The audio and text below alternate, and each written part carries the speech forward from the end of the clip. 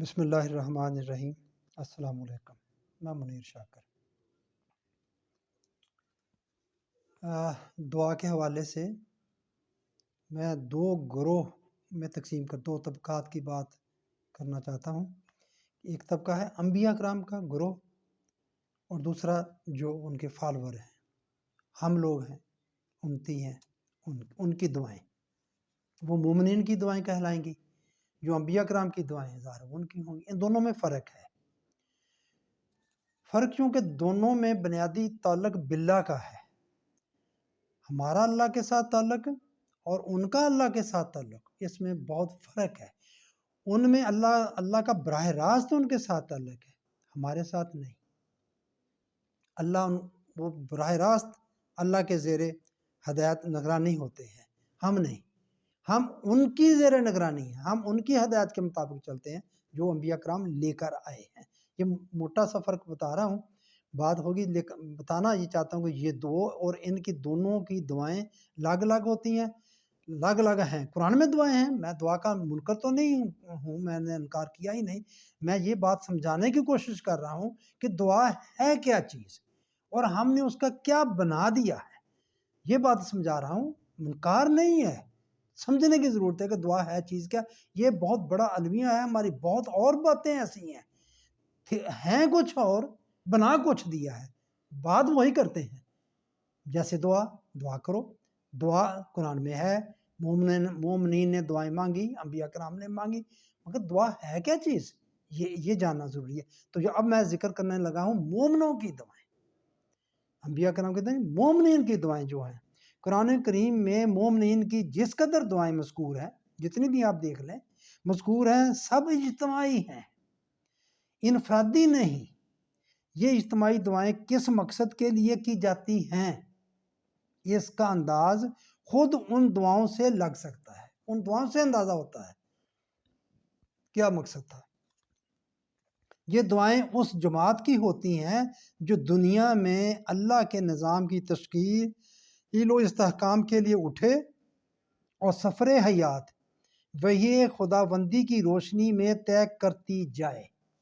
یہ اس جماعت کی دعا، میں اور یہ بھی عرض کر سکوں، دعا آرزو، خواہش، تمنا، ارادہ، نیت، یہ ہے دعا ان کی، یہ اجتماعی ہوتی ہے، انفرادی نہیں۔ قرآن پاک کی دعائیں، باقی تو ہم نے بہت بنائی ہوئی ہے نا، وہ ان کو چھوڑ دے۔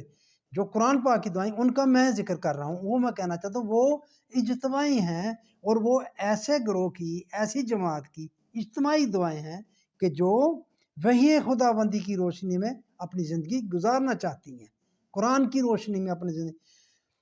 آگے یہ میں ایک آیت ہے، یہ سورۃ تکویر کی بہت اہم آیت ہے، 29 نمبر آیت ہے، بہت ترجمے اس کے جتنے بھی آپ دیکھ لیں ایک ہی ترجمہ ہے۔ تم کچھ نہیں چاہ سکتے جب تک اللہ نہ چاہیے، یعنی کہ تمہارا چاہنا بھی اللہ کے چاہنے سے ہے۔ کتنا غلط تصور ہے۔ تو بہرحال تم وہی چاہو جو اللہ چاہتا ہے۔ عرض کی نا کہ اجتماعی دعائیں ہیں اس جماعت کی، وہ جماعت کیا چاہتی ہے، اس کی منزل کیا ہے، گول کیا ہے اس کے سامنے، تم وہی چاہو جو اللہ چاہتا ہے۔ اس کا گول یہ ہے، اس کی منزل یہ ہے، وہ یہ چاہتی ہے کہ تم وہی چاہو جو اللہ چاہتا ہے۔ مومن چاہے گا ہی وہی جو مشیت یزدی کے مطابق ہوگا۔ مشیت یزدی غیر متبدل حدود اللہ، غیر متبدل، تبدیل نہ ہونے والے حدود اللہ۔ یہ مشیت جو اس وقت عالم امر سے عالم خلق میں جب آئے تو جو طے کر دی گئی، جو ہوئی وہ مشیت، اس میں جو وقت طے ہوا کہ چینی نے میٹھا ہونا ہے، نمکین نے نمکین ہونا ہے، پانی نہ یہ ہونا ہے، دودھ نے یہ ہونا ہے، شہد نے یہ ہونا ہے، سیب کی یہ تاثیر ہونی ہے، فلان سبزی کی یہ، گوشت کی یہ، شیر کی یہ ہے مشیت یزدی میں جو طے ہو چکا ہے۔ طے اس نے کیا، اپنی مرضی سے کیا، کوئی اس کا صلاح کار نہیں۔ اس نے یہ شاید لفظ آتے ہیں، جس طرح چاہا اس نے کر دیا، چاہا ہو گیا۔ یہ میں بات عرض کر رہا ہوں کہ یہ مومنین کی دعائیں اجتماعی، اور چاہے گا ہی مومن وہ۔ ہم کہتے ہیں نا، دیکھیں یہ دنیا میں یہاں بھی جنتی معاشرہ بن سکتا ہے۔ جنتی معاشرے میں جی جو چاہو مل جاؤ، کیسے جی جو چاہو مل جاؤ؟ بھئی ہم چاہیں گے ہی وہ جو اللہ چاہتا ہے، تو جو اللہ چاہتا ہے وہ کیوں نہیں ہمیں ملے گا؟ وہ ملے گا، وہ مل سکتا ہے۔ بقول مفکر دین اقبال، مفکر دین اقبال، میں اس کو مفکر دین کہہ رہا ہوں، قرآن اقبال، قرآن تمہیں وہ کچھ بنا دے گا جو کچھ اللہ چاہتا ہے کہ تم بنو۔ اقبال نے یہ فرمایا ہے کہ اللہ، وہ سورۃ تکویر ہے، تم وہی چاہو جو اللہ چاہتا ہے۔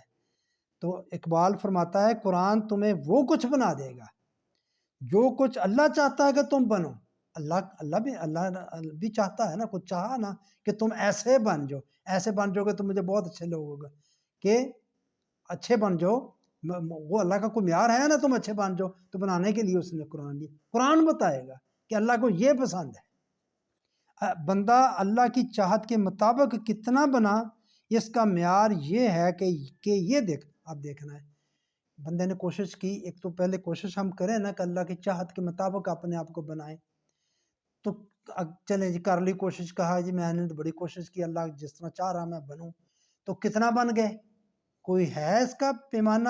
جی اس کا پیمانہ میئر کر سکتے ہیں، ناپ سکتے ہیں، تول سکتے ہیں، پتہ چل سکتا ہے آپ کو بندہ اللہ کی چاہت کے مطابق کتنا بنا۔ اس کا معیار یہ ہے کہ یہ دیکھا جائے کہ اس بندے سے کس حد تک صفات خدا بندی، میں پورا پڑھ دیتا ہوں پہلے، کا انعکاس ہوتا ہے۔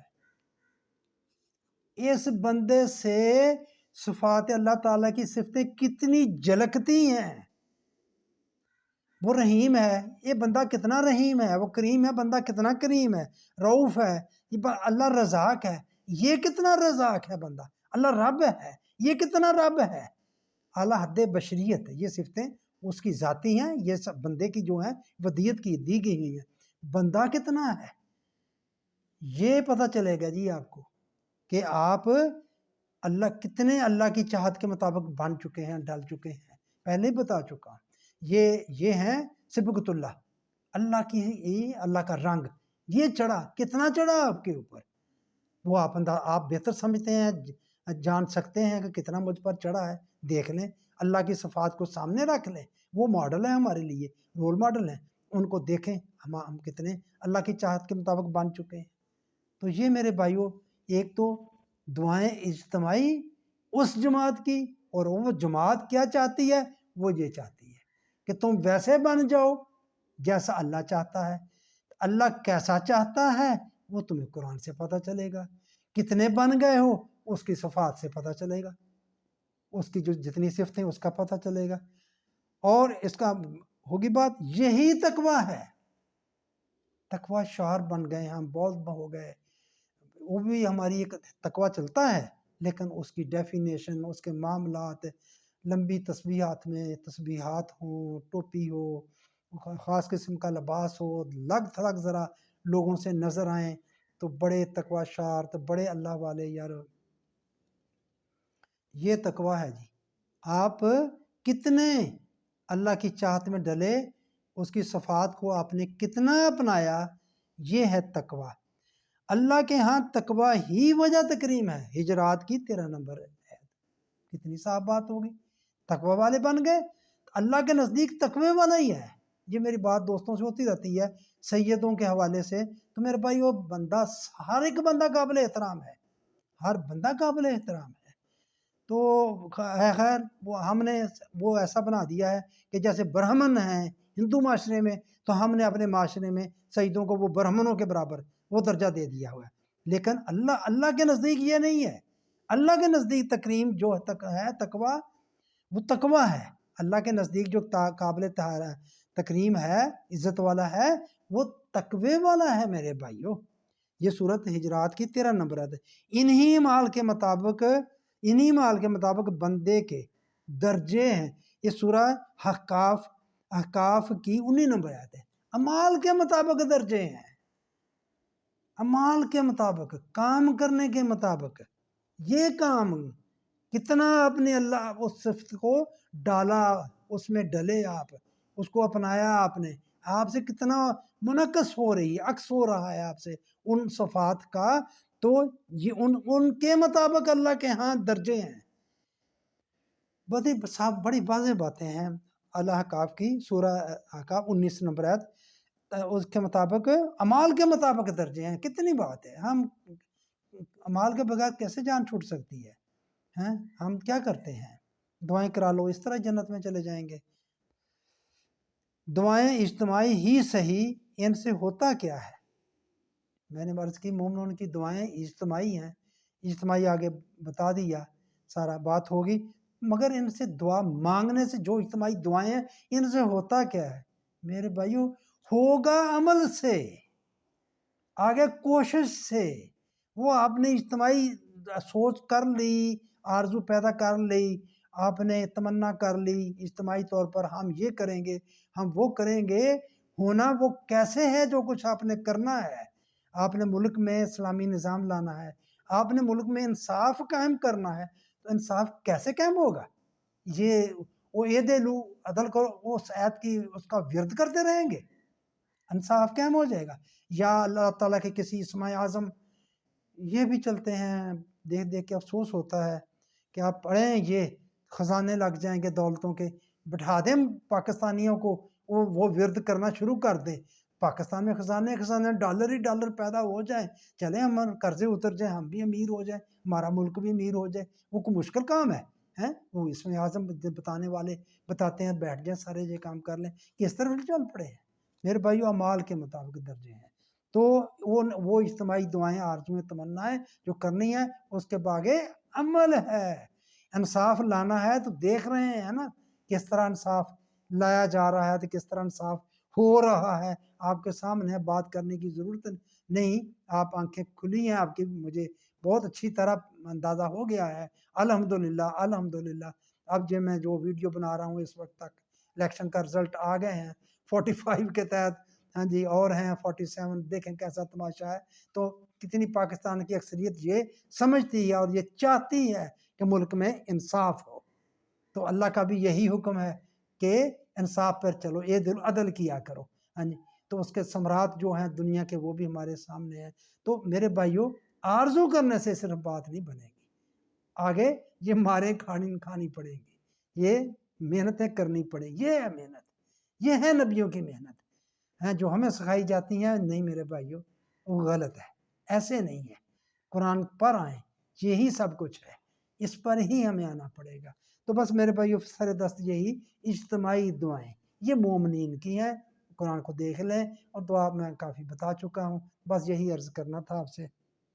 बाकी वही अल्तमास कि आप इस बात को आगे फैलाने के लिए मेरे मददगार बन जाएं। मेरे चैनल को सब्सक्राइब किया करें, लाइक किया करें, शेयर किया करें, कमेंट्स किया करें। वस्सलाम।